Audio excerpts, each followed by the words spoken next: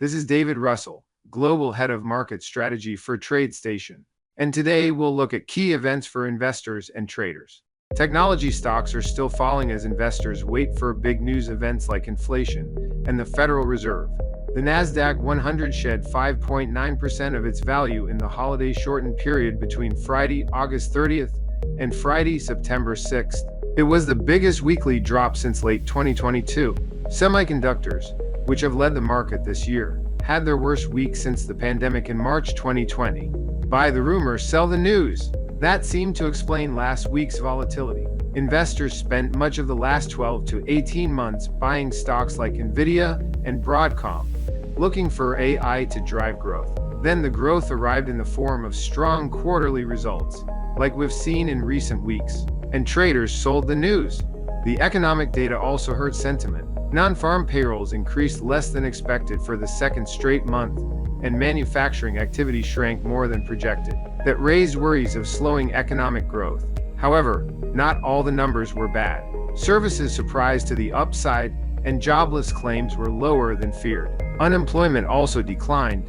Another reason for the weakness is that buyers may see little reason to put money to work right now. They are not sure how aggressively the Fed will cut interest rates at its next meeting on September 18th. There's uncertainty about the November 5th presidential election and coming tech products, like Apple's expected iPhone and Nvidia's Blackwell chip.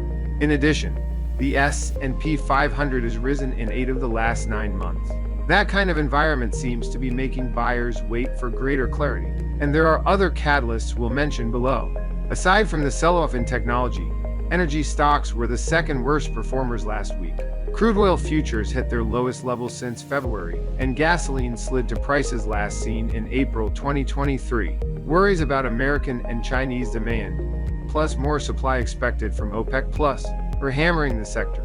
Dollar Tree had its biggest weekly drop in over a decade after earnings, revenue, and guidance missed. The discount retailer is the third worst performer in the S&P 500 this year, trailing only Walgreens, Boots, and Intel. Broadcom tumbled after guidance failed to impress investors. This stock tripled between May 2023 and June of this year, so it could also be a victim of people selling the news.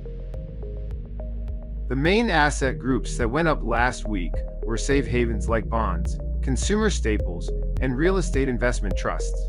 Market access had the biggest gain in the S&P 500. The fixed income exchange for institutional investors climbed on strong August trading volumes.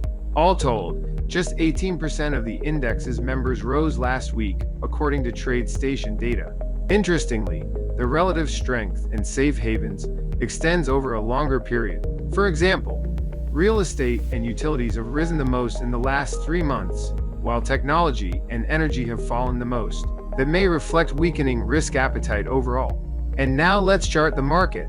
Last week's pullback returned the S&P 500 to 5,400, a potentially important level from mid-June. It's also near a 50% retracement of August's big range. Below this price area, traders may see risk of probing toward last month's low around 51.19. The price action is also potentially different than the pullback in April and May. At that time, stocks surpassed their previous weekly high after rebounding. This time, they failed below the old peak. That could give buyers another reason to wait, especially with a big election 2 months away.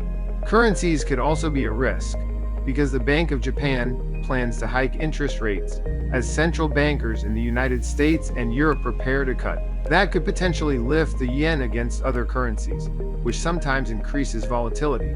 We'll now consider the week ahead, which brings important news on technology, inflation, and politics. However, they may have limited immediate impact.